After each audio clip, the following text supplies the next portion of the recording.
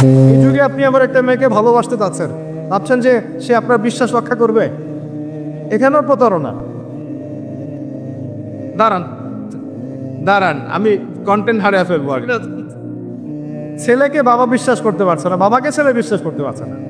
দেখেন, সন্তানের জন্যে সম্পত্তির জন্যে ছেলে বাবাকে হত্যাও করেছে এই যুগে ভারত। সম্পত্তির জন্যে ছেলে মাকে হত্যা করেছে। আমি উত্তরবঙ্গের একটা ঘটনা জানি, মাকে জবাই করে দিয়েছে সন্তান সম্পত্তির জন্য। স্বামী স্ত্রীকে বিশ্বাস করতে পারে না, স্ত্রীকে স্বামী বিশ্বাস করতে পারে। হ্যাঁ, তো এই জামানার সবচেয়ে বড় সমস্যা হচ্ছে এই জামানা থেকে বিশ্বাস উঠে গেছে, কেউ কাউকে বিশ্বাস করতে পারে। খেয়াল করে দেখবেন, ইভেন বাজারে যাচ্ছেন, বাজারে গেলে কেনাকাটা করছেন, একটা অবিশ্বাস সবার চোখে মুখে, না জানি ও আমাকে ঠকায় দেয় কিনা। কেউ যদি ভালো মতো এসে এক কাপ চাও অফার করে, ভাই আসুন চা খাই এক কাপ, বিশ্বাস করতে কষ্ট হবে, না জানি চায়ের সাথে কি খাওয়ায় দেয়। সব ক্ষেত্রে, প্রতিটা ক্ষেত্রে একই অবস্থা। দেখেন, ওই সমাজে ওই মাদিয়ান কওমের মধ্যে এই অবিশ্বাস ছিল, প্রতারণা ছিল, আর মানুষকে তারা মাপে কম দিয়ে ঠকাতো। যে সুন্নত এখন চলছে, এখনো সে কোরআন আল্লাহ পাক কেন নাজিল করছেন, কেন এত ইতিহাস বলছেন? কারণ শেষ জামানার এই উম্মতে মুহাম্মাদি সাল্লাল্লাহু আলাইহি ওয়াসাল্লামের মধ্যে এই সমস্ত সমস্যাগুলো আবার নতুন করে দেখা দিবে। এই কারণেই তো আল্লাহ পাক আমাদেরকে জানাচ্ছেন, আগে এটা হয়েছে, আগে এটা হয়েছে, আগে এটা হয়েছে, সতর্ক থাক। কেন কোরআনে বারবার মূসা আর ফেরাউনের কথা আসছে? 136 বার আছে নবী মূসা আলাইহিস সালামের কথা ফেরাউনের সাথে। এতবার কেন, যেখানে আমাদের নবীজির নাম মাত্র 4 বার? কেন এতবার? কারণ শেষ জামানায় উম্মতে মুহাম্মাদের সময়ে মূসা এবং ফেরাউনের সময় যা যা হয়েছিল এগুলো পুনরাবৃত্তি হবে আবার। আল্লাহ পাক সচেতন থাকতে বলছে। এ যুগেও কি নতুন করে ফেরাউনরা বের হয়ে আসে নাই? ফেরাউন এবং তার দলবল বানু ইসরাইলের উপরে যা করেছিল, এখন ইহুদিরা সেই মুসলিমদের উপর তাই করছে না? একই জিনিস ঘুরে ফিরে আসছে। এই কারণে আল্লাহ পাক আমাদেরকে সতর্ক থাকতে বলছেন, বারবার কোরআনে এগুলো রিপিট করছেন। ইতিহাস কেন ব্যাখ্যা করছেন আল্লাহ পাক? বলে আসলে সময়ের কসম, সময়কে মূল্যায়ন করেন, সময়ের পিছনের দিকে তাকিয়ে দেখেন সময় কত সময় চলে আসছে। এই কমে মাদিয়ান মাপে কম দিত। আমরা যারা ব্যবসা করি আল্লাহর ওয়াস্তে মাপে কম দিবেন না। একজন সৎ ব্যবসায়ী, আমি দুটো হাদিস শোনাই, আমি তাদেরকে ভালোবেসেই বলছি, ব্যবসায়ীদেরকে আমি ভালোবাসি, কারণ তার অন্ততপক্ষে সুদের মধ্যে রাখছেন না। এখন ব্যবসা করে আপনি যদি হালাল ধরে রাখতে না পারেন তাহলে ব্যবসাটা বৃথা হচ্ছে। আল্লাহ পাক বলেছেন আহাল্লাহুল বাই'a ওয়া হাররামা রিবা, আল্লাহ পাক ব্যবসাকে হালাল করেছেন, সুদকে হারাম করেছেন। আপনি সুদ খাচ্ছেন না, ব্যবসা করছেন, আলহামদুলিল্লাহ। কিন্তু যদি আপনি মাপে কম দেন, মিথ্যা কসম করে পণ্য বিক্রি করে, সিন্ডিকেট করেন, মাল ইচ্ছা করে মজুত করে পরে দাম বাড়িয়ে দেন, এই যে 2 নাম্বারই যদি করেন, আমাদের খেয়ানত করেন, তাহলে আপনাদের এই পাপের কারণে পুরো জাতির উপর দুর্ভিক্ষ নেমে আসবে, এটা হাদিস। আর যদি আপনি সৎ ব্যবসায়ী হতে পারেন, নবী সাল্লাল্লাহু আলাইহি ওয়াসাল্লাম বলেছেন, নবীদের সাথে শহীদদের সাথে আপনার হাসর হবে ইনশাআল্লাহ। একজন সৎ ব্যবসায়ী নবীগণ শহীদগণের সাথে ইনশাআল্লাহ তাআলা কিয়ামতের মাঠে হাসর করবে ইনশাআল্লাহ। আমরা কি এটা চাই না? আর এক শ্রেণীর মানুষকে আমি ভালোবাসি, তারা হচ্ছেন পলিটিশিয়ান। কেন ভালোবাসি? কারণ তারা অ্যাটলিস্ট কাপুরুষতার পরিচয় না দিয়ে নিজের কাঁধে দায়িত্ব নিয়ে সমাজ সংস্কার করার চেষ্টা করছে। আমাদের সমাজে 2 ধরনের মানুষ আছে। এক, যারা খালি সমালোচনা করতে পারে, ভালো মন্দ কমেন্ট করতে পারে। আর এক শ্রেণীর মানুষ চ্যালেঞ্জ গ্রহণ করতে পারে, যে আমি চ্যালেঞ্জ নিয়ে এটাকে পরিবর্তন করব। এই 2 শ্রেণীর মানুষ পাবেন আপনি। এক, কোনো কাজের না, সারাদিন কমেন্ট করতে পারে, এটা ভালো না, এটা ভালো, এটা খারাপ, এটা এই দেশে এটা করতে হবে, ওটা, মানে এদেরকে আমি নাম দিয়েছি করতে হবে গ্রুপ অফ ইন্ডাস্ট্রিজ। মানে করতে হবে, এটা করতে হবে, ওইটা করতে হবে, এটা করা উচিত, ওইটা করা উচিত। খুবই বুদ্ধিদীপ্ত মানুষেরা, কিন্তু কাপুরুষ। কারণ নিজেরা চ্যালেঞ্জ গ্রহণ করে এটা বিপদ ফেস করে সামনে যেতে পারে। আলেমদের ভুল ধরছেন, আপনি নিজে আলেম হচ্ছেন না কেন? আলেমদের অনেকের ভুল ধরছে, তো আপনি পড়াশোনা করে আলেম কেন হচ্ছেন না? সমাজ পরিচালনাকারীদের ভুল ধরছেন, সমালোচনা করছেন, তো আপনি সমাজ চালাচ্ছেন না কেন? রিস্ক নিচ্ছেন না কেন? দাঁড়ান, আসেন এখানে। আপনি পলিটিশিয়ানদের সমালোচনা করছেন, তাহলে আপনি পলিটিশিয়ান কেন হচ্ছেন না? আপনি ইকোনমিক সেকশনের মানুষের সমালোচনা করছেন, আপনি কেন দায়িত্ব নিচ্ছেন না? কেন যোগ্যতা অর্জন করে, ঝুঁকি নিয়ে, চ্যালেঞ্জ গ্রহণ করে সমাজ পরিবর্তন করার রিস্ক নিচ্ছেন না কেন? তাহলে 2 শ্রেণীর মানুষ পাওয়া যায়। কিছু মানুষ শুধু কথাই বলতে পারে, আর কিছু মানুষ কাজ করে দেখায়। অ্যাটলিস্ট তারা কাজ করে দেখানোর জন্যে বা মানুষের ভালো করার স্বার্থে তার একটা দায়িত্ব কাঁধে নিয়েছেন। হয়তো দায়িত্বের যে ইসলামাইজেশন বা ইসলামিক দায়িত্ববোধ এটা তাদেরকে হয়তো বোঝানো যাচ্ছে না, এটা সমস্যা। কিন্তু যদি এই দায়িত্বটাকে ইসলামাইজড করে পালন করা যায়, সমাজের কল্যাণ না কল্যাণ। একজন দায়িত্বশীল ব্যক্তি তিনি যদি কোরআন সুন্নাহর মানদণ্ডে বিচার ফয়সলা করা শুরু করেন, সমাজে কি কল্যাণ হবে না অকল্যাণ হবে? তাহলে আমাদের দায়িত্ব তার কাছে দাওয়াত পেশ করা যে কোরআন এবং সুন্নাহর মধ্যে এগুলো আছে, এগুলো মানবতার কল্যাণে, আল্লাহর ওয়াস্তে আপনি এগুলো ইমপ্লিমেন্ট করেন, ইনশাআল্লাহ তাআলা সমাজের কল্যাণে। এটা আমাদের দায়িত্ব, শেষ। বাকিটা তার উপরে। তো এখন ভালোবেসেই বলি, একটা হাদিস আছে, 7 শ্রেণীর মানুষকে আল্লাহ রাব্বুল আলামিন তার আরশের ছায়ায় ছায়া দিবেন। হাদিসটা শুনেছেন তো? 7 শ্রেণীর মানুষকে আল্লাহ পাক তার নিজের আরশের ছায়ায় ছায়া দিবেন, মানে তারা জান্নাতে যাবে ইনশাআল্লাহ। এই 7 শ্রেণীর প্রথম শ্রেণী হচ্ছে ন্যায়পরায়ণ শাসক। ন্যায়পরায়ণ শাসক, যাদেরকে আল্লাহ পাক শাসন ক্ষমতা দিয়েছেন, তারা যদি সমাজে ন্যায় বিচার প্রতিষ্ঠা করে, ইনশাআল্লাহ তারা আরশের ছায়া ছায়া পাবে। অতএব সব জায়গা থেকেই দিনের খেদমতে কাজ করার সুযোগ আছে কি নাই? আল্লাহ পাক আমাদের সবাইকে দিনের জন্য কাজ করার তৌফিক দেন, যে যেখানে আছে সেখান থেকে কাজ করার তৌফিক দেন না। প্রিয় ভাইরা, এভাবে ইতিহাস বলতে থাকলে রাত 1টা বাজবে। শর্ট করছি, ঈসা আলাইহিস সালামের যুগে আসা, ওখানে একই সুন্নত দেখবেন, অল্প মানুষ ইসলাম কবুল করেছে, আল্লাহ পাক তাদেরকে বাঁচিয়েছেন। বেশিরভাগ করে নাই, তাদেরকে আল্লাহ পাক ধ্বংস করে দিয়েছে। নবী মুহাম্মদ সাল্লাল্লাহু আলাইহি ওয়াসাল্লামের যুগে আসে আবু জাহেল, আবু লাহাব, উতবা, শাইবা, এদেরকে আল্লাহ পাক কিন্তু ধ্বংস করে দিয়েছেন। আর নবী সাল্লাল্লাহু আলাইহি ওয়াসাল্লাম তার সাহাবীদেরকে আল্লাহ পাক সম্মানিত করেছেন। বলে আসরি, সময়ের কসম, আল্লাহ পাক দেখাচ্ছেন আমাদেরকে প্রত্যেক যুগে যুগেই, খেয়াল করেন, প্রত্যেক যুগে যুগে ইতিহাসের শুরু থেকে শেষ পর্যন্ত যারাই আল্লাহ পাকের বিধানগুলো মেনে চলবে, তার নবীর আদর্শ মেনে চলবে এবং আল্লাহর বিরুদ্ধাচরণ করবে না, ইনশাআল্লাহ আল্লাহ পাক দুনিয়াতেও সফল করবেন, পরকালেও জান্নাত দিবেন ইনশাআল্লাহ। আর প্রত্যেক যুগে যুগে যারাই আল্লাহ এবং তার রাসূলের বিরুদ্ধাচরণ করবে, নবী রাসূলের আনুগত্য করবে না, আল্লাহর বিধান মানবে না, দুনিয়াতেও ধ্বংস করবেন, পরকালে আযাব দিবেন ইনশাআল্লাহ। এই সুন্নতের কোনো ব্যতিক্রম হবে না। আল্লাহ পাক আমাদের সবাইকে এই কথাটা বোঝার তৌফিক দেন। এবারে সময় বা মহাকালের কসম আল্লাহ পাক আরেকটা কারণে করেছেন, যুবক ভাই আপনি বোঝেন। এই সময় বা মহাকালের কসম আল্লাহ পাক আরও একটা কারণে করেছেন, সেটা হলো আল্লাহ পাক আমাদের হায়াতকে মূল্যায়ন করতে বলছেন। আল্লাহ পাক আমাদের হায়াতকে মূল্যায়ন করতে বলছেন। একটু চোখ বন্ধ করে রাত্রেবেলা চিন্তা করবেন, মনে করেন আপনার হায়াত 60 বছর। কত বছর? মনে করেন, ফর এক্সাম্পল, চোখ বন্ধ করবেন, আজকে বাসায় গিয়ে ঘুমানোর সময় দোয়া দরুদ পড়ে চোখটা বন্ধ করে ভাববেন, আদনান ভাই কথাটা বলে গেছে, একটু ভাবি। এইটুক যদি ভাবতে পারেন আজকে বাসায় গিয়ে, আজকে ওয়াজ আমার সফল ইনশাআল্লাহ। এই যে 200 কিলো আসছি, আবার 200 কিলো যাবো, ইনশাআল্লাহ সফল। কি ভাববেন প্রিয় ভাই? আমিও কিন্তু তরুণ, আমি কিন্তু বুড়া হয়ে যাই নাই। বুড়া হয়ে গেছে এখনো? আচ্ছা, আপনিও তরুণরা একটু ভাবি, চোখ বন্ধ করে ভাববেন যে আল্লাহ পাক আপনাকে সৃষ্টি করেছিলেন আল্লাহর ইবাদত করার জন্য। সূরা জারিয়াত 56 নম্বর আয়াত, ওয়া মা খালাকুল জিন্না ওয়াল ইনসা ইল্লা লিয়াবুদুন। 1 2 আল্লাহ পাক আপনাকে সৃষ্টি করেছিলেন যাতে করে আল্লাহর দিনটাকে আপনি আল্লাহর জমিনে প্রচার করেন, প্রসার করেন, প্রতিষ্ঠা লাভ করেন। এই দুইটা আপনার কাজ ছিল। এখন আপনার বয়স হয়ে গেছে 30 বা 25, ধরে নেন যে আপনার হায়াত 60 বছর, তার মানে আপনার জীবনে বাকি আছে এখন 30 বছর।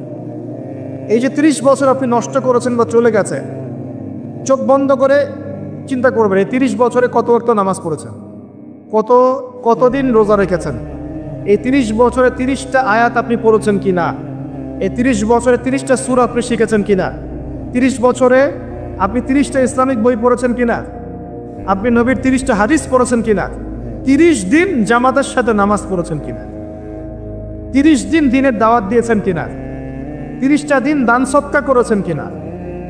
আমি খুব বেসিক কথা বলছি, আমি বলিনি আপনি 30 দিন 30টা যুদ্ধ করেছেন কিনা, এই কথা বলিনি।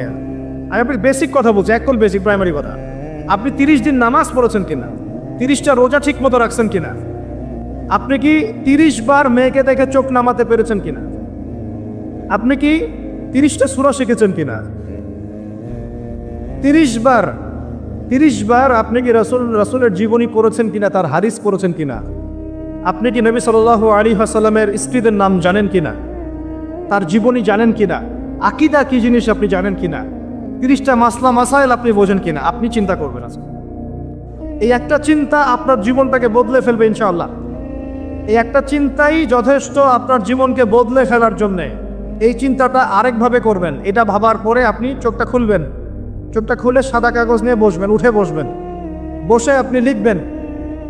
এই যুব ভাই শোনেন, বসে আপনি লিখবেন। কি লিখবেন? আপনি লিখবেন এই 30 বছরে আপনি কতগুলো গুনাহ করেছেন, মনে পড়ে কি কি।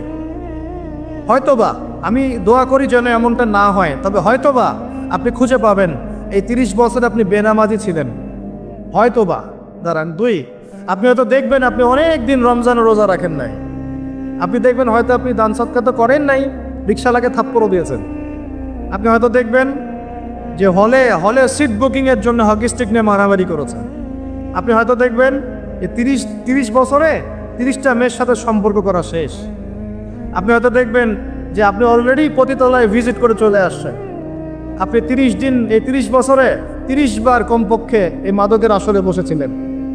এবং 30 বছরের বহু সময় আপনি অনলাইনে নষ্ট করেছেন, পর্নোগ্রাফি দেখে নষ্ট করেছেন, গোপনে পাপ করেছেন, গোপনে পাপ করেছেন, হ্যাঁ, আরও অনেক কিছুই করেছে। আপনি হয়তো এটা খুঁজে পাবেন। মিথ্যা বলেছেন, প্রতারণা করেছেন, মাপে কম দিয়েছেন, অন্যের উপর অত্যাচার করেছেন। আপনি আপনার যৌবনকে কাজে লাগিয়ে, এই শক্তিটাকে কাজে লাগিয়ে আপনি ইসলামের বিরুদ্ধাচারণা করেছেন, হয়তো এটাও পাপ। এই একটা চিন্তা যদি করতে পারেন, এখন আপনার সামনে এখন রাস্তা দুটা। আপনার বাকি বয়স আছে এখন 30 বছর। বলে আসরি, সময়ের কসম, আপনার সময়, আপনার জীবনের সময়টাকে মূল্যায়ন করতে হবে। সময়ের কসম, হয় যদি আমার 30 বছর বাকি থাকে, এখন এই বাকি যে আছে কি না আমিও জানি না, কেউ জানে? অনিশ্চিত পরীক্ষার হল, কেউ জানে না খাতা কখন কেড়ে নেওয়া হবে। আর এটা কারাগারের জীবন, মানে কারাগারে বসে কেউ নিজের মন গড়া পদ্ধতিতে চলতে পারে না, যেরকম রুটিন সেরকম চলতে হয়। কারাগারের জীবনে বসেই আপনি সুদ খাচ্ছেন, কারাগারে বসেই ঘুষ খাচ্ছেন, কারাগারে বসেই জমা করছেন, কারাগারে বসেই বেনামাজি থাকছেন, কারাগারে বসেই হোয়াটসঅ্যাপে মেসেঞ্জারে মেয়েদের সাথে প্রেম করছেন, কারাগারে বসে।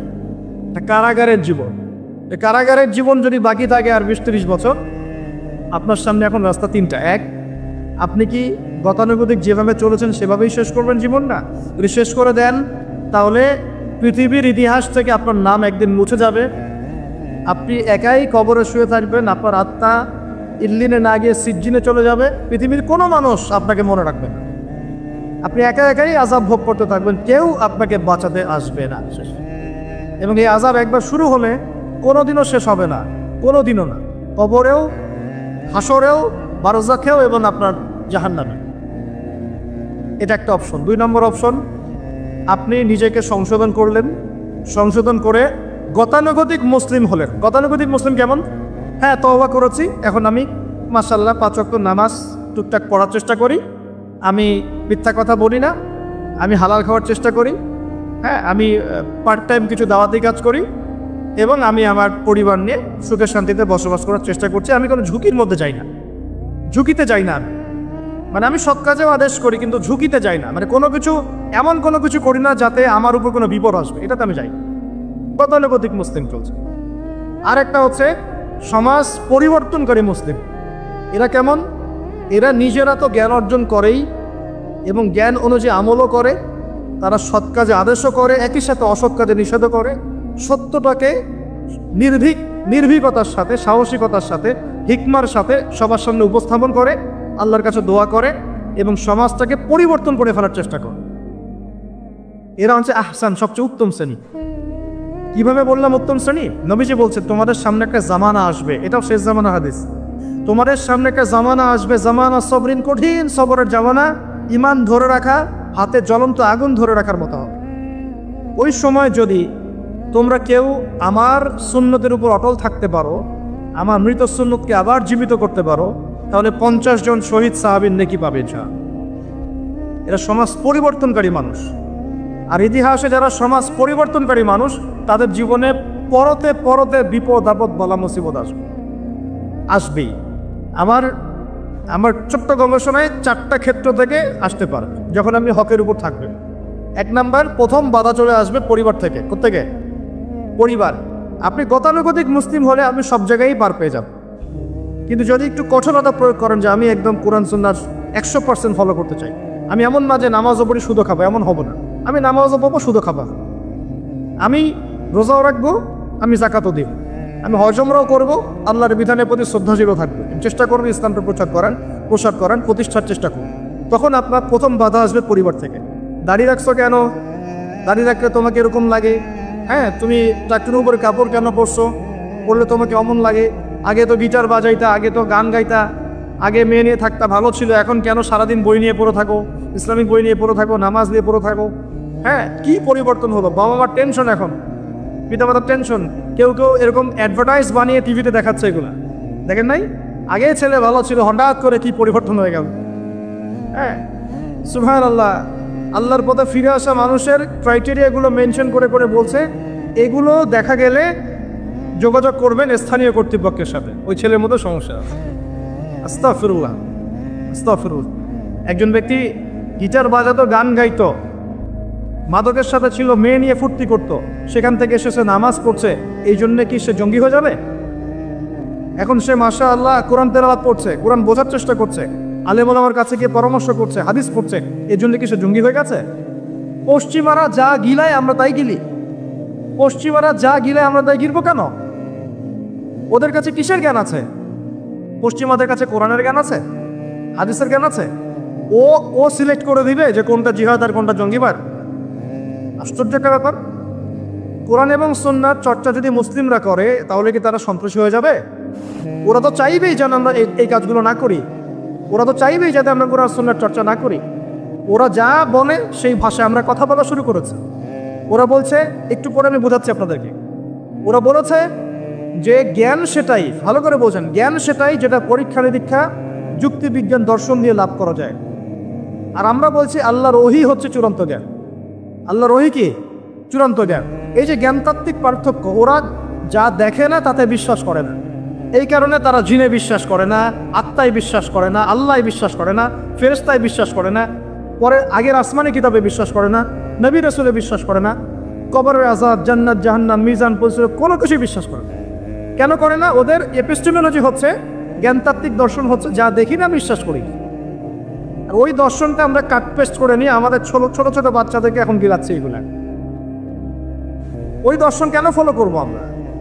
আমাদের দর্শন হচ্ছে চূড়ান্ত জ্ঞান কার পক্ষ থেকে আসে? আল্লাহর পক্ষ থেকে আসে। আল্লাহ যা সত্য বলেছেন তাই সত্য, আল্লাহ যা মিথ্যা বলেছেন তাই মিথ্যা। আল্লাহর ওহী চূড়ান্ত সত্য মিথ্যা মানদণ্ড, মানুষের যুক্তি, বিজ্ঞান, দর্শন নয়। এই জায়গায় তো পার্থক্য, সে করেই তো পার্থক্য। এই জ্ঞানতাত্ত্বিক সংজ্ঞায় পার্থক্য বলেই তো আপনাকে ডারউইনের মতবাদ পড়াচ্ছে, কারণ সে তো বিশ্বাসই করে না যে মানুষকে আল্লাহ সৃষ্টি করেছে। আর আমরা বিশ্বাস করি আদম আলাইহিস সালামকে সৃষ্টি করেছেন কে? অতএব এই মতবাদের আমাদের কোনো প্রয়োজন নাই, কারণ আমরা তো জানি কোরআনে আল্লাহ পাক এটা বলেছে যে জানে না, যার কাছে কোরআন নাই, যার কাছে হাদিস নাই, তার ওই মতবাদের প্রয়োজন আছে, আমার তো নাই। ওরা যা বলে আমরা তাই গেলার চেষ্টা করি। ওরা এগুলো সংজ্ঞা শিখিয়ে দিয়েছে যে মুসলিম যুবকরা এরকম করলে তারা খারাপ হয়ে যাবে, এখন বাস এটা প্রচার করা হচ্ছে। আশ্চর্য বিষয়। আমরা তো চাইব প্রত্যেক ঘরে ঘরে কোরআনওয়ালা মানুষ তৈরি হোক, হাদিসওয়ালা মানুষ তৈরি হোক, নামাজি হয়ে যাক সবাই, তাহলে সমাজে শান্তি আসবে। একজন নামাজি ব্যক্তি বেশি ভদ্র হয় না বেনামাজি ভদ্র হয়? বলেন। নামাজ মানুষকে শৃঙ্খলা শেখায় না, কোরআন মানুষকে মানবতা শেখায় না। কোরআন সুন্নাহর কোনো জায়গায় কি বলা আছে নিরপরাধ কোনো মানুষকে হত্যা করতে হবে? বরং আমি তো একটা আয়াত বললাম, কেউ যদি একজন মানুষের জীবন বাঁচায়, সূরা মাইদা আল্লাহ পাক বলছেন, কেউ যদি একজন মানুষের জীবন বাঁচায়, সে যেন পুরো মানব জাতিকে বাঁচালো, বলি আলহামদুলিল্লাহ। আর কেউ যদি কোনো মানুষকে অন্যায়ভাবে হত্যা করে, সে যেন পুরো মানব জাতিকে হত্যা করে।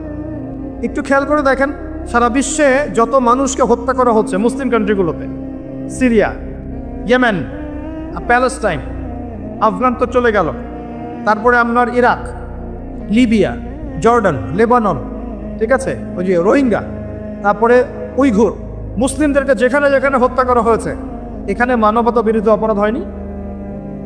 এটাকে সন্ত্রাসবাদ বলা যায় না? এটা ওদের জঙ্গিবাদ নয় কি? তাহলে প্রকৃত অর্থে সন্ত্রাসী এবং জঙ্গি কারা? মুসলিমরা। ওরা যখন নিরপরাধ মাসুম বাচ্চাদেরকে বোম মেরে হত্যা করা হয়, মা বোনদেরকে ইজ্জত নষ্ট করা হয়, আমাদের মুসলিম ভাইদেরকে পাখির মতো গুলি করে হত্যা করা হয়, তখন এই মতবাদ থাকে না?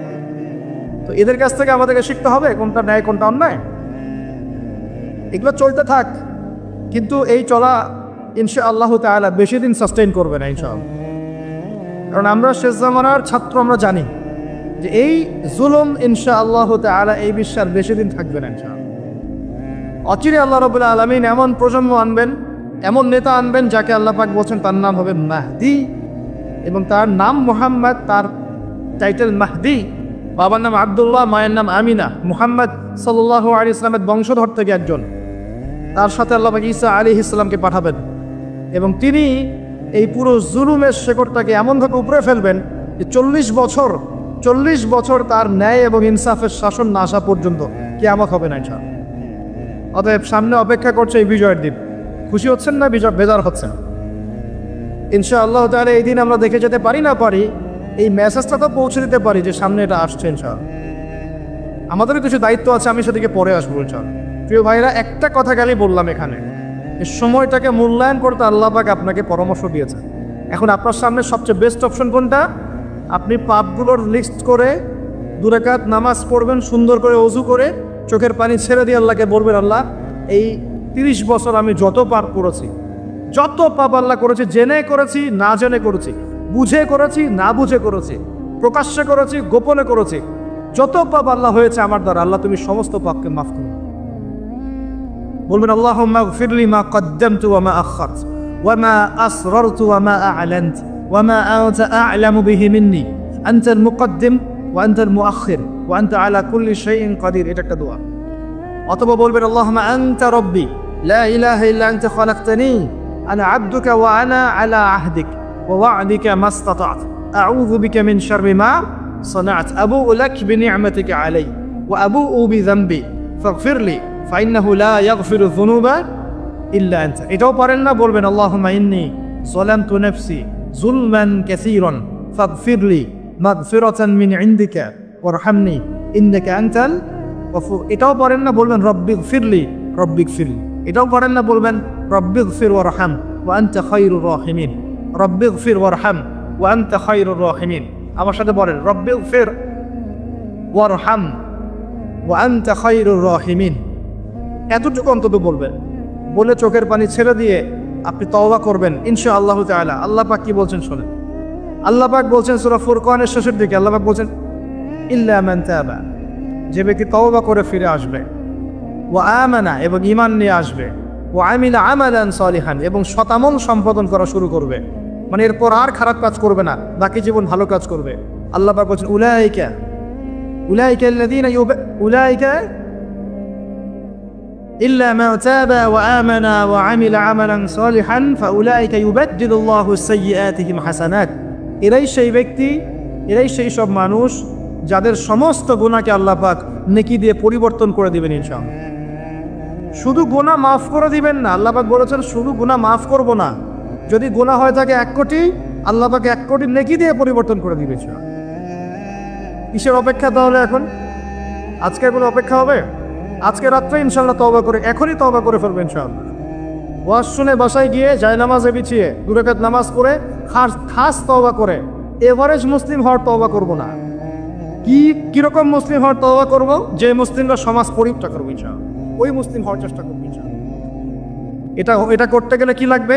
ফার্স্ট অফ অল আপনাকে জ্ঞান অর্জন করতে হবে। কি করতে হবে? প্রচুর পড়াশোনা করতে হবে, জ্ঞানের বিপ্লব চাই। তারপরে বেশি বেশি নেক আমল করতে হবে নবীর সুন্নাহ অনুযায়ী। এরপর হালাল খাইতে হবে। তারপরে আদর্শ পরিবার করতে হবে, নিজের পরিবারে পর্দা সালাত কায়েম করতে হবে। তারপরে সমাজে সৎ কাজে আদেশ করবেন, অসৎ কাজে নিষেধ করবেন। এই যে মানব কল্যাণমূলক কাজ করবেন, সবার সাথে ঐক্যবদ্ধ থাকবেন, বিভক্ত হবেন না, সবার কল্যাণ চাবেন, কারো অকল্যাণ চাবেন না, কারোর সাথে হিংসা বিদ্বেষ জীবত্ব আমাদের মধ্যে যাবেন না, সমালোচনা সংস্কৃতির মধ্যে যাবেন না। আল্লাহওয়ালা আত্মশুদ্ধিওয়ালা মানুষের কাছে থাকবেন, পলিটিশিয়ানদের সাথে ভালো সম্পর্ক রাখবেন, তাদেরকে নিয়ে দিনের কাজ করবেন, তাদেরকে বাদ দিয়ে দিনের কাজ করবেন না, তাদেরকে নিয়ে দিনের কাজ করবেন, এবং তাদের মধ্যে যারা সৎ যারা তাদেরকে ভোট দিবেন। সমস্যা কি? ডেমোক্রেসি 100% ইসলামিক পদ্ধতি কিনা সেটা পরের প্রশ্ন। এখান থেকে আপনি এখন বের হতে পারছেন না, তার মানে এখান থেকে স্কিপ করা আপনার পক্ষে পসিবল হচ্ছে না। তাহলে যে ব্যক্তি সৎ তাকে কমসে কম নিযুক্ত করেন, সমস্যা কোথায়? তার দ্বারা কিছুটা হলেও তো উপকার হবে। মানে নাই মামার চেয়ে তো কানা মামা ভালো নাকি? খেলাফত তো কায়েম করতে পারছেন না, পারছেন? তাহলে যে পদ্ধতির মধ্যে তুলনামূলক কিছু সৎ মানুষ আছে, ওই মানুষগুলোকে নিয়ে আসেন, সমস্যা কোথায়? ইনশাল্লাহ তারাও দিনের জন্য কাজ করবে। আমরা একটা ঐক্যবদ্ধ জাতি হিসেবে বিশ্বের বুকে মাথা তুলে দাঁড়াবো ইনশাআল্লাহ। ইনশাআল্লাহ আমি খুব স্বপ্ন দেখি, আমি খুব আশা পোষণ করি। আর স্বপ্ন দেখতে হয়, স্বপ্নই আপনাকে ঘুমাতে দিবেন। স্বপ্ন কি? স্বপ্ন দেখতে হয়, স্বপ্ন নিয়েই তো মানুষ বাঁচে। একটা উন্নত জাতি গঠনের এবং সব দিক থেকে সমৃদ্ধ একটা দেশ গঠনের স্বপ্ন আমরা সবাই দেখব, কেন দেখব না? এই স্বপ্ন নিয়ে আমরা বাঁচবো, ইসলামিকভাবে গড়ব, যাতে বিশ্বের বুকে আমাদের দেশটা মাথা তুলে দাঁড়াতে পারে ইনশাআল্লাহ। মাথা তুলে দাঁড়াবো মানে, কাতার একটা ছোট্ট কান্ট্রি না, ঢাকা শহরের সমানও হয়তো না কাতার, এত ছোট কান্ট্রি। এই ছোট্ট একটা কান্ট্রি সারা বিশ্বের বড় বড় অ্যাফেয়ার্সের মধ্যে মাথা ঢুকাচ্ছে। আপনারা কি জানেন যে আমেরিকার সাথে তালেবানদের যে মিউচুয়াল আত্মসমর্পণের বা মিউচুয়াল যেটা হয়েছে সন্ধি, যেটা আমরা বলি যুদ্ধবিরতি, বলা যায় যে আমেরিকার পরাজয় এবং তাদের বিজয়, এটাই বলা যায়। তো এখানে সবচেয়ে ভালো ভাইটাল রোল কে প্লে করেছেন জানেন? এই কাতার ছোট্ট একটা কান্ট্রি। কাতার হচ্ছে আমাদের আয়তন অনেক বড়। ওই যে বলেছি উত্তর কোরিয়া ছোট্ট কান্ট্রি, মাথা পিছু হয় আমাদের চাইতেও কম কোনো সময়, মিসাইল বানিয়ে রেখে দিয়েছে, আমেরিকা ভয়ে তার সামনে যেতে পারে। খেয়াল করেছেন? আয়তন কিছুই না। যদি আমরা ঐক্যবদ্ধ হতে পারি, শিক্ষিত হতে পারি, প্রযুক্তির জ্ঞান অর্জন করতে পারি, আমাদের মধ্যে ঐক্য থাকে, আপোষে আমরা মিল মহব্বতের সাথে ন্যায়ের সাথে যদি আমরা সমাজ পরিচালনা করতে পারি, বাংলাদেশও বিশ্বকে নেতৃত্ব দেবে ইনশাআল্লাহ। কেন আমরা সবসময় নকচানু হয়ে থাকবো? কি জন্য? আমরা ঋণ চাবো কেন? আমরা ঋণ দিব উল্টা ওদেরকে, আমরা ঋণ দিব ওদেরকে পুরো। আমরা কি দেই নাই মনে করছেন নাকি? একটা সময় ছিল যখন আমরাই সবাইকে লোন দিয়েছি, জানেন? একটা সময় ছিল যখন এই মুসলিমদের লোনের উপরে পশ্চিমরা টিকে থাকতো। আমরা ওদেরকে জ্ঞান দিয়েছি, মেডিকেল সায়েন্স দিয়েছি, প্রযুক্তির সব কিছু দিয়েছি। ওই মঙ্গোলিয়ানরা যখন আক্রমণ করেছিল বাগদাদ হালাকু খায়ের সময়, তখন আমাদের একটা অধঃপতন ঘটেছে, অনেক জ্ঞান, অনেক সম্পদ নষ্ট হয়ে গেছে। তারপর যখন ক্রুসেড শুরু হলো, ক্রুসেড ব্যাক টু ব্যাক 3-4টা ক্রুসেড হয়েছে, এই ক্রুসেডগুলোতে মুসলিমদের কিছু অধঃপতন হয়েছে। এরপর যখন অটোম্যানরা রাশিয়ার পক্ষ নিয়েছে, আর প্রথম বিশ্বযুদ্ধে যখন ব্রিটেন জয়লাভ করে, তখন মুসলিমদের অধঃপতন শুরু হয়েছে। এর আগ পর্যন্ত মুসলিমরা সারা বিশ্বকে শাসন করেছে। আমাদের ইতিহাস ভুলে গেলে চলবে না। স্বপ্ন দেখেন, ইতিহাস পড়েন, আল্লাহ পাক সময় মূল্যায়ন করতে বলেছেন। প্রিয় ভাইরা, ইতিহাস পড়েন, কোরআনের হিস্ট্রি পড়েন, বিশ্বের হিস্ট্রি পড়েন, নিজের সময়কে মূল্যায়ন করেন। আজকেই তওবা করেন, ফিরে আসেন এবং দিনের জন্য কাজ করেন, প্রত্যয় ব্যক্ত করেন। আল্লাহ পাক তৌফিক দান করেন। এই সময়ের কসম করে আল্লাহ বলছেন সবাই ক্ষতির মধ্যে আছে। সবাই বলতে কারা? সবাই বলতে সেই সব মানুষ বাদ দিয়ে যারা 4টা গুণ অর্জন করবে। কয়টা গুণ ভাই? মাত্র 4টা গুণ। কয়টা গুণ? এই 4টা গুণ একসাথে অর্জন করতে পারবো ইনশাআল্লাহ? ওয়াদা করছি পারবো ইনশাআল্লাহ, চেষ্টা করবো তো ইনশাআল্লাহ। শুনে নেন, সংক্ষিপ্ত করে বলছি। 1, আমাদের সবাইকে মুমিন হতে হবে। ইল্লাল্লাযীনা আমানু, যারা ঈমানদার। ঈমানদার কারা? উত্তর হাদিসে জিবরিলের মধ্যে আছে, নবী সাল্লাল্লাহু আলাইহি ওয়াসাল্লামকে জিবরাইল আলাইহিস সালাম জিজ্ঞাসা করছেন, আখবিরনি আনিল ঈমান, হে নবী আমাকে ঈমান সম্পর্কে বলো। এই জায়গায় একটু ভালো করে বোঝেন, এখানে বর্তমান যে শিক্ষা ব্যবস্থা নিয়ে যে কথাটা উঠেছে, এর একটা গোড়ার সমস্যা চলে আসবে। একটু ভালো করে বোঝেন এই জায়গাটা। জিবরাইল আলাইহিস সালাম বলছেন, হে মুহাম্মদ সাল্লাল্লাহু আলাইহি ওয়াসাল্লাম, ঈমান কাকে বলে? নবীজি বলছেন, আল ঈমান, ঈমান হচ্ছে আন তুমিনা বিল্লাহ, তুমি আল্লাহতে বিশ্বাস করবে। 1, ওয়া মালাইকাতিহি, ফেরেশতাগণে বিশ্বাস করবে। 2, 3, ওয়া কুতুবিহি, আসমানি কিতাবসমূহে বিশ্বাস করবে। 4, ওয়া রুসুলিহি, রাসূলগণে বিশ্বাস করবে। 5, ওয়াল ইয়াউমিল আখির, পরকালে বিশ্বাস করবে। 6, ওয়াল কদরি খাইরি ওয়া শাররি, তাকদীরের ভালো মন্দে বিশ্বাস করবে। একটু মনোযোগ দিয়ে দেখেন, ঈমানের 6টা পিলার কি ছোঁয়া যায়? এগুলো কি কঠিন? এগুলো কি তরল? এগুলো কি বায়বীয়? এগুলোকে কি জ্ঞানের সংজ্ঞায় ফেলা যায়? ঈমানের 6 পিলারকে চোখে দেখা যায়? স্পর্শ করা যায়?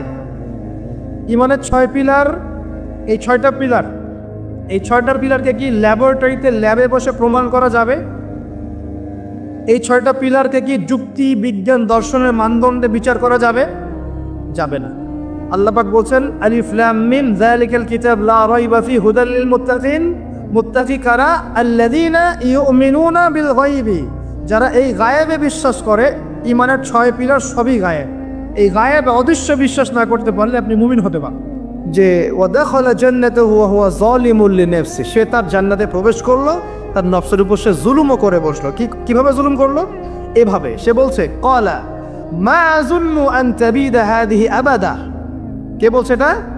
এই ধনী বন্ধু। সে বলছে, হে আমার গরিব বন্ধু শোনো, আমি মনে করি না, আমি বিশ্বাসই করি না, আমি মনে করি না যে আমার এই প্রপার্টি কখনো ধ্বংস হয়ে যাবে। আমি এটা বিশ্বাস করি না। বুঝতে পারছেন?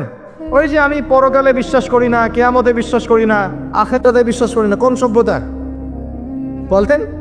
আচ্ছা, সে বলছে যে মা আযুন্নু আন তাবিরা হাদিহি আবাদা, আমি বিশ্বাস করি না, আমি মনে করি না যে এই প্রপার্টি কখনো ধ্বংস হতে পারে। ওয়া মা আযুন্নু সাআতা কায়িমা, আর আমি এটাও মনে করি না যে কিয়ামত কখনো হবে। বুঝতে পারলেন কথা? আমি এটাও বিশ্বাস করি না যে কখনো, শেষ করছি আমি। তার মানে কি, এই বন্ধুটা বস্তুবাদী না, সে পরকালে বিশ্বাস করে না, কিয়ামতে বিশ্বাস করে না। সে তার ধন সম্পত্তির মোহে এত আসক্ত হয়ে গেছে যে সে মনে করে যে এটা কখনো আমার থেকে যাবে না। এমন চিন্তা আমাদের মধ্যে আছে না? এই চিন্তাটাকে আধুনিক পরিভাষায় বলা হয় মেটেরিয়ালিজম। কি বলা হয়? মানে বস্তুবাদ। মানে কি বস্তুবাদ? মানে ভোগবিলাস, বাড়ি গাড়ি, টাকা পয়সা, মত্ত থাকা, পরকাল বলে কিছু নাই, এই যে মেটেরিয়ালিজম। এখন এই বন্ধুটা বলছে, গরিব বন্ধু, একটু মনোযোগ দেন প্লিজ। এই বন্ধুটা বলছেন, গরিব বন্ধু, যে গরিব বন্ধুটা তাকে বলছে, আকাফারতা বিল্লাযী খালাকাকা মিন তুরাব, হে আমার ধনী বন্ধু, তুমি কি সেই সত্তার সাথে কুফরি করছো যে তোমাকে মাটি থেকে সৃষ্টি করেছেন? সুম্মা মিন নুতফা, এরপর তোমাকে মায়ের গর্ভে নুতফা আকারে রেখেছিলেন। সুম্মা সাওয়াকা রাজুলা, এরপর তোমাকে এই পুরুষের আকৃতি দিয়েছেন। তুমি কি সেই সত্তা আল্লাহকে অস্বীকার করছো? মানে অস্বীকার করার মধ্য দিয়ে তুমি আল্লাহকে অস্বীকার করছো কি? ওয়ালাউলা ইয দাখালতা জান্নাতুক, তুমি যখন তোমার জান্নাতে ঢুকলা, তুমি এটা কেন বললা না যে লা কুওয়াতা ইল্লা বিল্লাহ, মাশাআল্লাহ, লা কুওয়াতা ইল্লা বিল্লাহ, মাশাআল্লাহ, আল্লাহ পাক কি চমৎকার জান্নাত আমাকে দিয়েছেন, লা কুওয়াতা ইল্লা বিল্লাহ, আল্লাহ ছাড়া কোনো শক্তি সামর্থ্য নাই, এমনটা কেন বললে না? এমনটা না বলে কেন এইটা বললা যে ওমা আযুন্নু সাআতা কায়িমা, আমি বিশ্বাস করি না যে কখনো হবে, আমি বিশ্বাস করি না যে এটা কখনো ধ্বংস হবে, এমনটা কেন বললা? তুমি কেন কুফরি করলা? এরপর যেটা হয়েছে, আল্লাহ রাব্বুল আলামিন এই যে বন্ধু, গরিব বন্ধু, তাকে দুনিয়া এবং আখিরাতে বিশাল নেয়ামত দিয়ে দিয়েছেন, আর এই ধনী বন্ধুর জান্নাতটাকে আল্লাহ পাক এক রাতের মধ্যে ধ্বংস করে রেখে দিয়েছে। এক রাতের মধ্যে পুরো জান্নাতকে ধ্বংস। পরের দিন সকালে সে এসে দেখে যে এটা কোন জায়গায় আসলাম, আমার বাগান বাগিচা বলে মনে হচ্ছে না। সে হাত কসলাচ্ছিল এবং বলছিল, কোরআনে ভাবে বলছে, হাত কসলাচ্ছিল আর বলছিল যে হায়, আমি যদি আমার রবের সাথে শিরকটা না করতাম, হায়, আমি যদি আমার রবের সাথে কুফরি না করতাম, তাহলে আজকে আমার এই অবস্থা হয়তো হতো না। এই ঘটনাটা ঠিক পরে আল্লাহ পাক বলছেন, ওয়াদরিব লাহুম মাসালাল হায়াতিদ দুনিয়া, হে নবী মুহাম্মদ সাল্লাল্লাহু আলাইহি ওয়াসাল্লাম, তুমি এবার তোমার উম্মতের কাছে দুনিয়ার দৃষ্টান্তটা পেশ করো। দুনিয়ার দৃষ্টান্তটাও ঠিক এরকমই, এই ফসলের ক্ষেতের মতোই। প্রথমে বৃষ্টিপাত হয়, ফসল সবুজ হয়, মানুষ খুব পুলকিত হয়ে যায়, কি চমৎকার ফসল ফলেছে। এরপর সেই গাছগুলো হলুদ হয়ে যায়, তারপর সেগুলো খড়কুটা হয়, চুলায় চলে যায়। এই হয় না? এই গল্পটার সাথে, ঘটনার সাথে দুনিয়ার জীবনে মিল আছে না? এটা কোন সূরায় আছে? কাহফে। আর এই সূরা আপনাকে থেকে বাঁচাবে না? এখানে আপনার হিদায়াত শোনেন। এবং তার অনুসারীরা এবং ওই সমসাময়িক ফিতনাময় যুগে বেশিরভাগ মানুষ বস্তুবাদী হয়ে যাবে, হয়ে যায় নাই? এবং বেশিরভাগ মানুষ এই দুনিয়ার ধন সম্পদ চাকচিক্যের মোহে পড়ে যাবে, পড়ে নাই? পড়েছে কি না? পড়েছে। এবং শুধু তাই নয়, তারা পরকালীন কনসেপ্টগুলোকে অস্বীকার করা শুরু করবে। ওই যে বললাম, আল্লাহ, ফেরেশতা, মালায়েকা, আখিরাত, এগুলো কিছু বিশ্বাস করবে না, মানুষকে ধর্মহীনতার দিকে নিয়ে যাবে। এটা নিয়ে যাচ্ছে না? এই তিনটা জিনিস খুব চলছে সমাজে এখন। একটা হচ্ছে এলিমিনেশন, মানে আল্লাহর কনসেপ্টটাকে বাদ দিয়ে দেওয়া। একটা হচ্ছে মেটেরিয়ালিজম, মানে বস্তুবাদিতা। একটা হচ্ছে চ্যালেঞ্জ এগেনস্ট রিলিজন, ধর্মর এগেনস্টে চ্যালেঞ্জ করা। এগুলো চলছে না এখন? দেখুন, দাজ্জালের সভ্যতায় এগুলো হবে। এর সাথে আপনার বর্তমান সময়ের মিল কোথায়? মিল হচ্ছে, দেখুন, এই বিউটি কন্টেস্ট বলেন, আপনার ওয়ার্ল্ড কাপ বলেন, আপনার এই ইভেন্টসগুলো বলেন, ফ্যাশন শোজগুলোর কথাই বলেন, অপসংস্কৃতির কথাই বলেন, পর্নোগ্রাফির কথাই বলেন, এই মাদকের ভয়াল থাবার কথা বলেন, যে কোনো দিকে তাকান, এগুলোর প্রত্যেকটার উদ্দেশ্য দুনিয়া নয় কি? শুধু দুনিয়া না, পরকালীন কোনো স্বার্থ আছে? এগুলো করে পরকালে একটা নেকি হবে, কেউ দলিল দিতে পারবে কোরআন সুন্নাহ থেকে? তার মানে এই সমাজটা, এই সভ্যতা কি করেছে?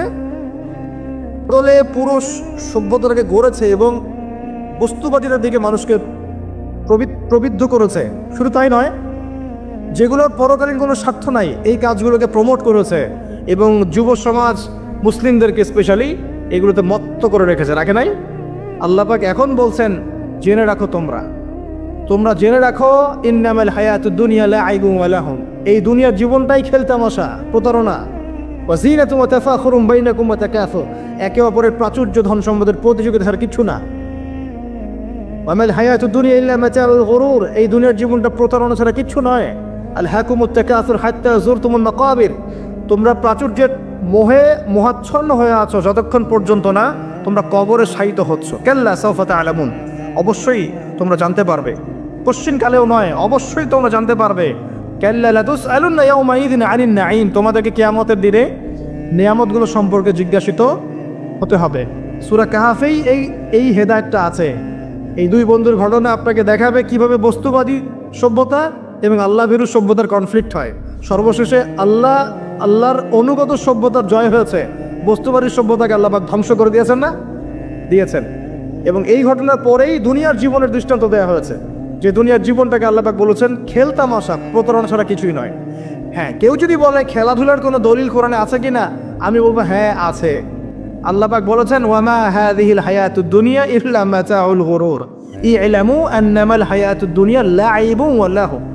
অতএব খেলাধুলার দলিল কোরআনে আছে। আল্লাহ পাক বলছেন দুনিয়ার জীবনটাই তোমাদের খেলাধুলা, প্রতারণা, ধোঁকা। কি বুঝলেন? এই দুনিয়ার জীবনটাই হচ্ছে খেলাধুলা, প্রতারণা, মোহ এবং ধোঁকা, এবং তোমাদের পারস্পরিক চাকচিক্যের প্রতিযোগিতা ছাড়া কিচ্ছু নয়। এখন এই সভ্যতা দিকে তাকাবেন চোখ কান খোলা রেখে, যে যত রকম ফাহেসা কাজগুলো মিডিয়া দিয়ে প্রমোট করা হচ্ছে, এগুলোর মূল উদ্দেশ্য হচ্ছে দুনিয়া, এবং মুসলিম যুবকদেরকে এবং উম্মাকে তাদের মূল উদ্দেশ্য থেকে সরিয়ে দেওয়ার চেষ্টা করা। আমাদের মূল উদ্দেশ্য কি? এক, আমাদের মূল উদ্দেশ্য ছিল জ্ঞান অর্জন করা। মূল উদ্দেশ্য ছিল জ্ঞান অর্জন করে আমল করা, আল্লাহ পাকের জমিনে দ্বীনের প্রচার করা। আমাদের পৃথিবীর মূল উদ্দেশ্য ছিল কি? পারিবারিক আদর্শ ঠিক করা, সন্তানদেরকে মানুষ করা, সমাজের কাঠামো ঠিক করা, হালাল খাওয়া, দ্বীনের দাওয়াতি কাজ করা, আল্লাহর জমিনে দ্বীনটাকে প্রচার করা, প্রসার করা, প্রতিষ্ঠার চেষ্টা করা। এগুলো আমাদের মূল উদ্দেশ্য ছিল। এখান থেকে সরিয়ে এনে আমাদের সবার চোখকে এখন বিভিন্ন আমোদ প্রমোদ ফুর্তির দিকে ফোকাস করে রাখা হয়েছে, এবং এর ফলশ্রুতিতে আমরা আমাদের দুনিয়াতে আসার উদ্দেশ্যটা কিন্তু ভুলে গেছে। প্রিয় ভাইয়েরা, সতর্ক থাকবেন, যে বিষয়টা যতটুকু লিমিট আছে এই লিমিট ক্রস করতে যাবেন। যতটুকু করা জায়েজ আছে এতটুকু করবেন, যেগুলোতে জায়েজ নাই সেগুলো জায়েজ না। আল্লাহ রাব্বুল আলামিন আপনাদের সবাইকে ইসলামের বেসিক বিষয়গুলোর উপর টিকে থাকার তৌফিক দান করুন। ব্যবসায় এই মাসে খুব বেশি লাভের চেষ্টা করবেন না, পরকালীন লাভের চেষ্টা করবেন। সিন্ডিকেট করে দ্রব্যমূল্যের দাম বাড়িয়ে দিবেন না, চেষ্টা করবেন মানুষকে আরও সহজ করে দেওয়ার জন্য। যারা খাবারের ব্যবসা করেন, রমজান মাসে বেশি বেশি মানুষকে খাবার খাওয়াবেন, আল্লাহ বরকত দিবে ইনশাআল্লাহ। আর কাপড়ের ব্যবসা করেন, বেশি থেকে বেশি মানুষকে কাপড় দান করবেন রমজান মাসে। রমজানে মুসলিমদের নিত্য প্রয়োজনীয় যে দ্রব্যগুলো আছে এগুলো যারা বিক্রি করেন, তাদের প্রতি অনুরোধ থাকবে যে কৃত্রিম সংকট সৃষ্টি করে দাম বাড়াবেন না, বরং মানুষের জন্য সহজ করে দিবেন। আল্লাহ আপনার রিজিকে বরকত দেবে ইনশাআল্লাহ। বিশ্বের প্রায় প্রতিটা মুসলিম কান্ট্রিতেই রমজান মাসে দ্রব্যমূল্যের দাম নিয়ন্ত্রণে থাকে, কমে যায়, ইল্লাল বাংলাদেশ ছাড়া। কিন্তু আমরাই 90% মুসলিমের দেশ। এই মাস লাভের মাস, পরকালীন লাভের মাস, দুনিয়ার লাভের মাস নয়। বরং রমজান আসার আগেই পুরো মাসের বাজার এবং ঈদের শপিং করে ফেলে দিবেন। রমজান মাসে বেশি বেশি মার্কেটে যাবেন না, এবং স্ত্রী সন্তানদেরকেও বেশি বেশি মার্কেটে যেতে দিবেন না, বরং এই মাসে পর্দা আরও বজায় রাখার চেষ্টা করবেন। রাস্তার মোড়ে মোড়ে যে হোটেলগুলো থাকে, ঘোমটা হোটেল, এই হোটেলের মালিকদের প্রতি নসিহত থাকবে যে আল্লাহকে ভয় করেন। হোটেলের বাইরে লিখে দিবেন মুসলিমদের জন্য খাওয়া আমার হোটেলে জায়েজ নাই। এটা করবেন, ঘোমটা না দিয়ে ওখানে লিখে দিবেন যে আপনি মুসলিম হয়ে থাকলে আল্লাহকে ভয় করুন, আমার হোটেলে মুসলমানদের জন্য আলাদা করে খাওয়ার কোনো জায়গা নাই রোজা রাখা অবস্থায়। সেলুনে আছেন যারা, সেলুনে লিখে দিবেন রমজান মাসে আমি দাড়ি কাটি না, কমপক্ষে লিখে দিবেন যে আমার দোকানে দাড়ি শেভ করা হয় না। রমজান মাসে আল্লাহ ওয়ালা হয়ে যান, লাআল্লাকুম তাত্তাকুন, তাকওয়া অবলম্বন করতে হবে। কিছু টিপস বলে দিলাম। সবচেয়ে বড় কথা হচ্ছে মানসিক প্রস্তুতি। রমজান আসতে যাচ্ছে, একটা মানসিক প্রিপারেশন। এই রমজানে 30টা দিন আমি প্রত্যেকটা দিনকে কাজে লাগাবো। প্রত্যেকটা দিন আমি কোরআনের কিছু অংশ পড়ব, হাদিস কিছু পড়ব, দুটা কথা মানুষকে দাওয়াত দিব, ইফতার করাবো মানুষকে, সাধ্যমতো দান সাদাকা করব, তারাবির সালাতে হাজির হব, কোরআন খতম দিব। এই কাজগুলো করতে কি সরকার বাধা দিবে? প্রশাসন বাধা দিবে? এগুলো আমাদের হাতে আছে। আল্লাহ পাক আমাদের সবাইকে তৌফিক এনায়েত করুন, আমিন। আর এই রমজান মাসে বেশি বেশি খাওয়া এবং দুনিয়াবি কাজে অপচয় করবেন না। সারাদিন রোজা রেখে যদি ইফতার করতে 20টা আইটেম নিয়ে বসি আমাদের পুরান ঢাকার মানুষের মতো, তাহলে অবস্থা খারাপ। রমজানের আধ্যাত্মিকত্ব নষ্ট হয়ে যাবে। কথা কি বুঝতে পারছেন? রোজা রেখেছে আলহামদুলিল্লাহ, ইফতার করার জন্য কি 20টা আইটেমের দরকার আছে? 10টা আইটেমের দরকার আছে? এই যত বেশি ইফতারে খাবে মানুষ, তত বেশি সে অসুস্থ হয়ে যাবে এবং তারাবি অন্যান্য ইবাদতগুলো ঠিক মতো করতে পারবে না। আমাদের ক্ষেত্রে দেখা যায় যে সেহরি আর ইফতারে আয়োজন দেখলে মনে হয় এটা আমার জীবনের শেষ খাওয়া হবে না। কথা বুঝতে পারছেন? এই স্বভাবগুলোকে চেঞ্জ করতে হবে। আল্লাহ পাক তৌফিক এনায়েত করুন, আমিন। এবার আসেন, মেরাজে যাওয়ার আগে আমরা রাসূলুল্লাহ সাল্লাল্লাহু আলাইহি ওয়াসাল্লামের জীবনীর সামন থেকে আসতে চাই। আর আমি যে কথাটা বলতে চেয়েছিলাম সেটা হচ্ছে, রমজান আসার আগেই নবী সাল্লাল্লাহু আলাইহি ওয়াসাল্লামের জীবনী একবার পড়ে শেষ করবেন, ওয়াদা করেন। হাত উঁচু করেন, হাত নামান। সবচাইতে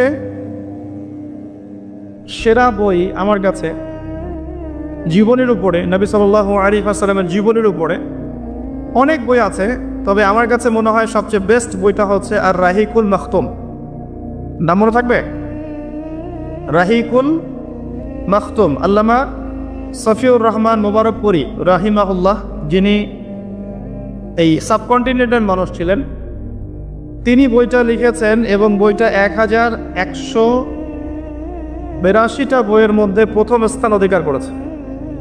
1182টা বা 83টা বইয়ের মধ্যে এই বইটা প্রথম স্থান অধিকার করেছে এই সৌদি আরবের কম্পিটিশনে।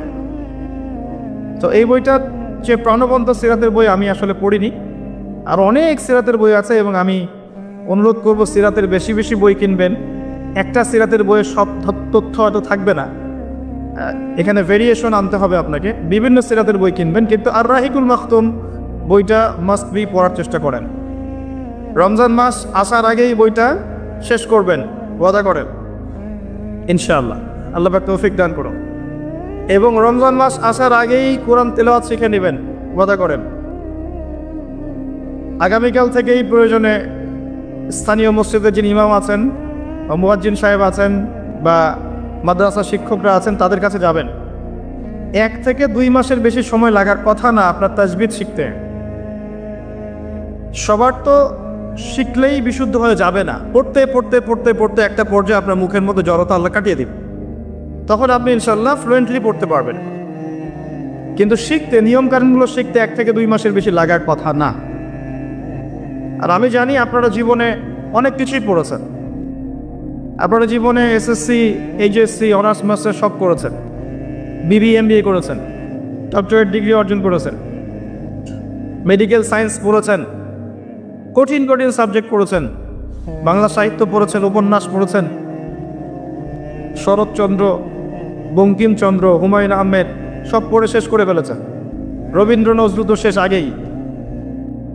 ইংরেজিতে অনার্স করছেন, ইকোনমিক্সে অনার্স করছেন, ম্যানেজমেন্ট পড়ছেন, অ্যাকাউন্টিং পড়ছেন, কঠিন সাবজেক্ট পড়ছেন, ফিজিক্স, কেমিস্ট্রি পড়ছেন, বায়োলজি পড়ছেন, কিন্তু 1-2 মাস 3 মাসের মধ্যে আপনি কোরআন শিখতে পারবেন না, এটা আসলে বিশ্বাসযোগ্য নয়। এই ক্যাপাবিলিটি আল্লাহ পাক আপনার মস্তিষ্কে দিয়েছেন, আল্লাহর ওয়াস্তে আপনি কাজে লাগান, ইনশাল্লাহ পরকালে আপনি সফল হবেন। রমজান আসার আগেই শিখতে হবে এই কারণে, যাতে রমজানের প্রথম দিন থেকে আপনি তেলাওয়াত করতে পারেন, ডেইলি 1 পারা পারা যাবে ইনশাল্লাহ। এই কোরআন কার উপর নাজিল হয়েছে? মুহাম্মদ সাল্লাল্লাহু আলাইহি ওয়াসাল্লামের প্রতি।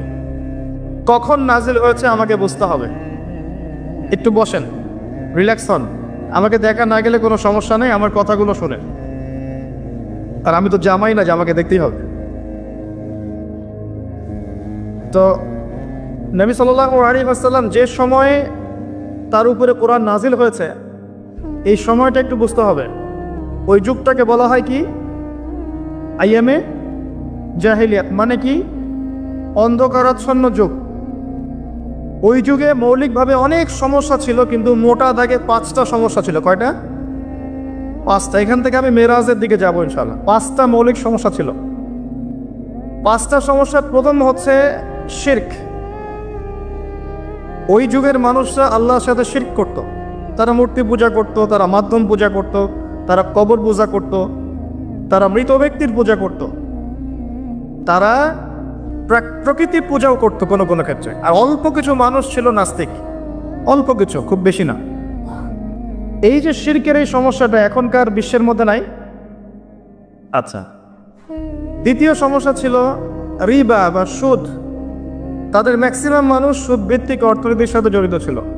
এই সমস্যাটা কি এখনকার বিশ্বে নাই? তো দ্বিতীয় সমস্যা ছিল রিবা, যেটা এখনকার বিশ্বের অন্যতম মৌলিক সমস্যা। আপনি যদি বিশ্বের অর্থনীতির দিকে তাকান, আপনি দেখবেন বিশ্বের পুরো অর্থনৈতিক সিস্টেমটা সুদ ভিত্তিক। কেউ এর বাইরে নয়, কেউই বাইরে নয়। আমরা এমন একটা যুগে বাস করছি যেখানে কেউ যদি সুদ থেকে বাইরে থাকতে চায়, যে আমি মোটেই খাবো না, একবারেই খাবো না, টোটালি খাবো না, তারপরেও তার গায়ের মধ্যে সুদের ছিটা ফোটা লাগবে। আমার কথা বুঝতে পারছেন? এটা সেই যুগ। কিভাবে লাগবে সেটা সম্পর্কে জানার জন্য রিবা কেন্দ্রিক যে বইগুলো আছে, আল্লামা তাকি ইসমানির বই আছে, ইনশাআল্লাহ আগামীতে এটার উপর বিস্তারিত আলোচনা আসবে। এগুলো পড়েন এবং শোনেন, ইনশাআল্লাহ কাজে দিবে। শুধু এতটুকু বলবো, যে খায়, যে দেয়, যে সাক্ষী থাকে এবং যে লিখে রাখে, উভয়কেই, এই 4 শ্রেণীর মানুষকে নবী সাল্লাল্লাহু আলাইহি ওয়াসাল্লাম সমান অপরাধী বলেছেন। পুরো সিস্টেমটার মধ্যে এগুলো পড়ে যাবে। এমনকি যদি দেখেন আমি খাচ্ছি না, একটা ফ্ল্যাট বাসায় ভাড়া আছি, এই বাসা যে করেছে সে সুদের লোন নিয়ে করেছে, আমার ভাড়ার টাকা থেকে সে লোন শোধ করে, পরোক্ষভাবে আমিও সুদের সাথে জড়িত আছি। এটা সেই যুগ যেখানে আপনি বেঁচে থাকতে চাইলে পারবেন হয়তোবা, এটা আপনার তাকওয়া অনেক উঁচু লেভেলের হয়, কিন্তু ধুলি কণা আপনার গায়ে লাগবেই, আপনি বাঁচতে পারবেন না। তৃতীয় সমস্যা ছিল মাদক। আইয়ামে জাহিলিয়াতের তৃতীয় সমস্যা ছিল মাদক। এখনকার বিশ্বের দিকে আপনি তাকান, আপনি দেখবেন ম্যাক্সিমাম যুব সমাজ এই সমস্যায় নিবন্ধিত আছে না? সেম সমস্যা। চতুর্থ সমস্যা ছিল নারীর অবমাননা। এটা সম্পর্কে বলার আমার কোনো প্রয়োজন নাই, যথেষ্ট বলেছে এই পর্যন্ত আমি। নারীকে যেভাবে আজকে আমরা পণ্যের ন্যায় ব্যবহার করছি, এটা আইয়ামে জাহিলিয়াতের সেই বন্যতাকেও হার মানিয়েছে। 5 নম্বর সমস্যা ছিল গোত্রীয় দ্বন্দ্ব, গোত্রীয় রক্তক্ষয়ী সংঘাত। এই 5টা ছিল মৌলিক সমস্যা। এখন আপনি আপনার সমাজ এবং বিশ্বের দিকে তাকিয়ে দেখেন এই 5টা সমস্যা আছে কি নাই? আছে। এরকম একটা যুগে জন্ম নিয়েছেন প্রিয় নবী মুহাম্মদ রাসূলুল্লাহ সাল্লাল্লাহু আলাইহি ওয়াসাল্লাম। এরকম সমাজে থেকেও তিনি কখনো পাপের ধার কাছেও যান নাই। বলেন সুবহানাল্লাহ। এরকম একটা সমাজে থেকেও যখন তিনি নবী হননি, তখনও পাপের ধার কাছেও তিনি যান নাই। তিনি কখনো শিরক করেননি, কখনো মূর্তি পূজা করেননি, কখনো রিবা খাননি, আর বাকি বিষয়গুলো ধার কাছেও যাননি। বরং তিনি ইলফুল ফুজক তৈরি করেছিলেন, যাতে করে সমাজের এই অসঙ্গতিগুলো দূর করা যায়।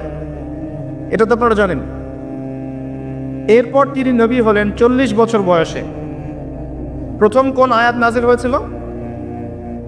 সূরা আলাকের প্রথম 5 আয়াত আল্লাহ পাক প্রথমে পড়তে বলেছেন, ইকরা বিসমি রাব্বিকাল্লাযী খালাক খালাকাল ইনসানা মিন আলাক ইকরা ওয়া রাব্বুকাল আকরাম আল্লাযী আল্লামা বিল কলম আল্লামাল ইনসান মা লাম ইয়ালাম। এখানে প্রথম কথাটা হচ্ছে পড়ুন। আল্লাহ পাক প্রথমে বললেন না সুদ খেও না, শিরক করো না, মাদক সেবন করো না, জেনার ধার কাছেও যেও না। আল্লাহ পাক এগুলো কিছুই বললেন না। এমনকি আল্লাহ এটাও বললেন না সুবহানাহু ওয়া তাআলা যে নামাজ আদায় করো, যাকাত দাও, রমজান মাসে সাওম রাখো। আল্লাহ পাক কি বললেন? পড়ুন। আপনার জীবনের প্রথম ফরজ হচ্ছে পড়াশোনা করা। আমাদের জীবনের প্রথম ফরজ হচ্ছে পড়াশোনা করা। যে যত বেশি কনস্ট্রাকটিভ সিলেবাসে পড়াশোনা করবে তার অন্তর্দৃষ্টি তত বেশি সুদূর প্রসারী হবে ইনশাআল্লাহ তাআলা, এবং তার আমল আরও সুন্দর হবে, তার ব্যবহার সুন্দর হবে, চরিত্র সুন্দর হবে, তার মনুষ্যত্ব ভালো হবে। তার দ্বারা সমাজ, দেশ, রাষ্ট্র, উম্মাহ ভালো কিছু পাবে ইনশাআল্লাহ। অশিক্ষিত মূর্খ জনগণকে নিয়ে রাষ্ট্রের কোনো কাজ নাই, আছে?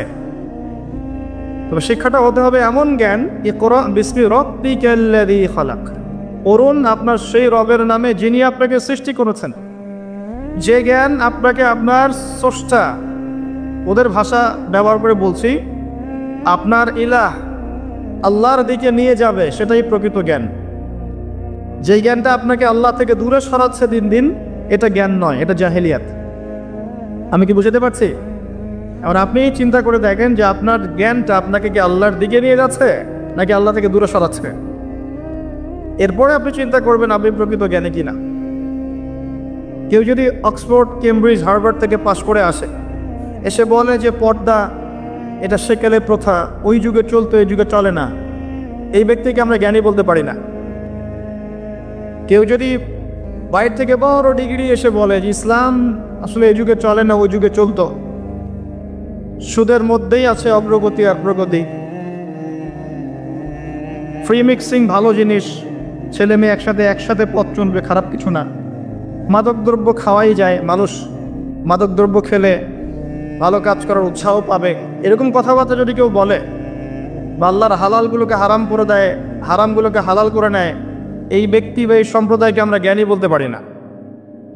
কারণ তাদের জ্ঞান তাদেরকে আল্লাহ থেকে দূরে সরিয়ে দিয়েছে। ইকরা বিসমি রাব্বিকাল্লাযী খালাক, পড়ুন আপনার সেই রবের নামে যিনি আপনাকে সৃষ্টি করেছেন। খালাকাল ইনসানা মিন আলাক, যিনি মানুষকে সৃষ্টি করেছেন জমাট বাঁধা রক্তপিণ্ড থেকে। ইকরা ওয়া রাব্বুকাল আকরাম, পড়ুন আপনার রব মহামান্বিত। আল্লাযী আল্লামা বিল কলম, যিনি আপনাকে কলম দ্বারা জ্ঞান শিক্ষা দিয়েছেন। মানুষ জ্ঞান অর্জন করতে পারেনি, প্রথমে আল্লাহ মানুষকে জ্ঞান শিখিয়েছেন। এটাকে বিশ্বাস করেন? ওয়াল্লামা আদামাল আসমাআ কুল্লাহা, আমি আদমকে সমস্ত নাম শিক্ষা দিয়েছি। কে শিক্ষা দিয়েছেন? আদম আলাইহিস সালামের কি জ্ঞান ছিল? আমাদের জ্ঞান ছিল? আল্লাহ শিখিয়েছেন। আল্লামাল ইনসান মা লাম ইয়ালাম, মানুষকে সেই জ্ঞান শিক্ষা দিয়েছেন যা মানুষ জানতো না।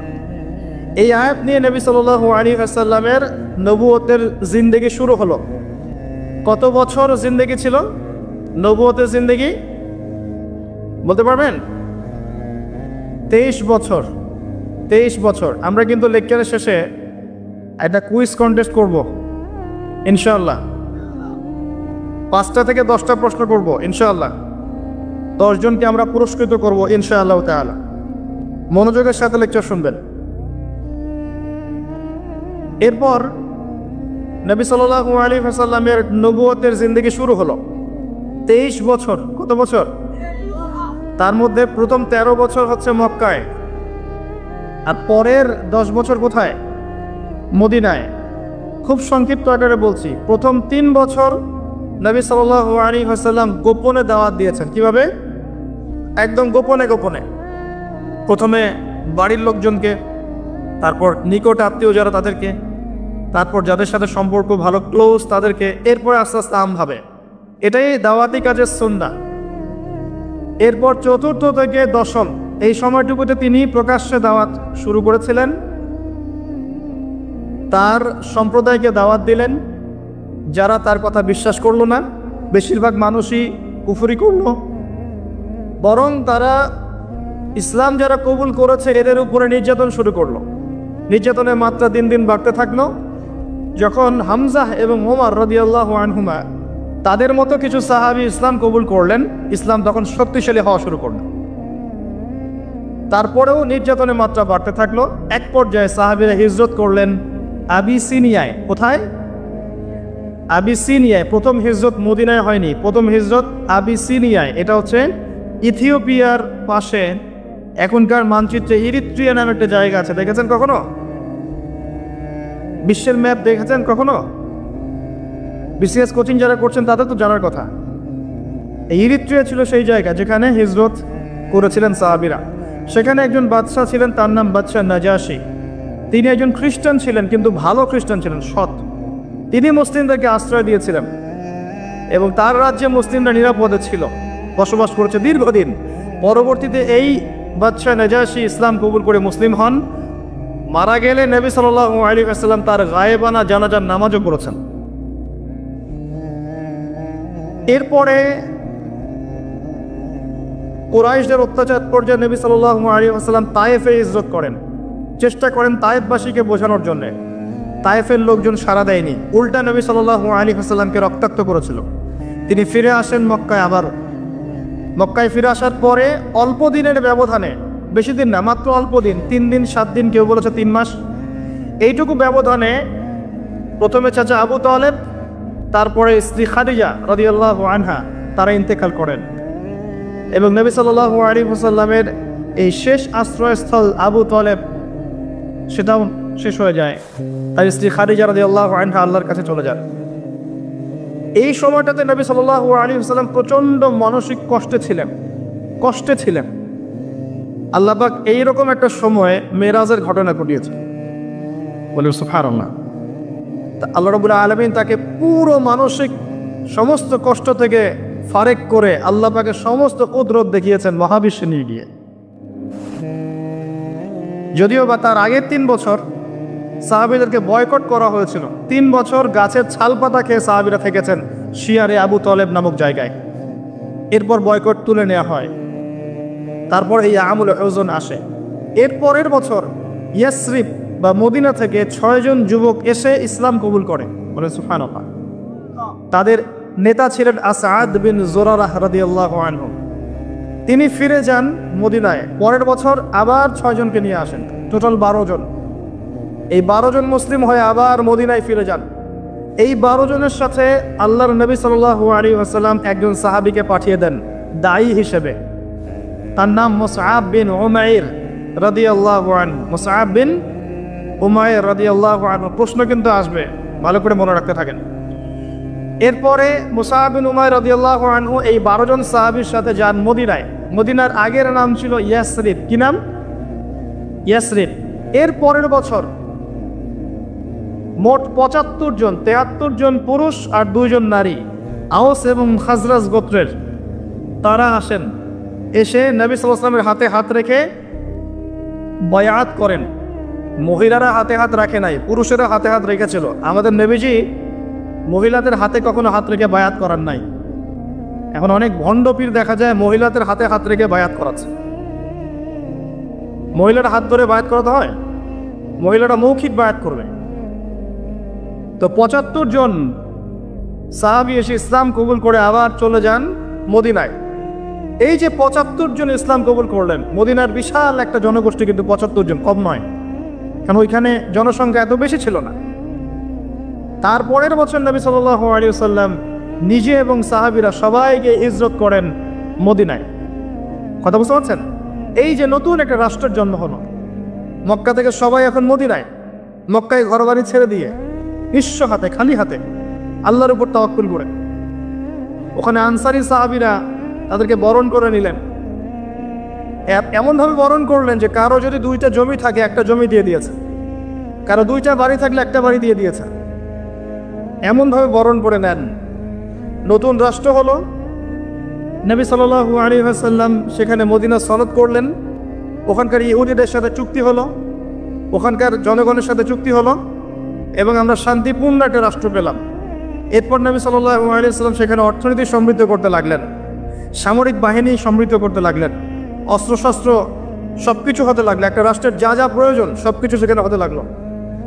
এক পর্যায়ে আবু সুফিয়ানের বাণিজ্যিক কাফেলাকে আক্রমণকে কেন্দ্র করে বদরের যুদ্ধ হয়ে গেল। আর এই বদরের যুদ্ধে আমরা অল্প সংখ্যক সৈন্য নিয়ে বড় বাহিনীর বিরুদ্ধে জয়লাভ করলাম। ইসলামের ইতিহাসে প্রথম সশস্ত্র যুদ্ধ।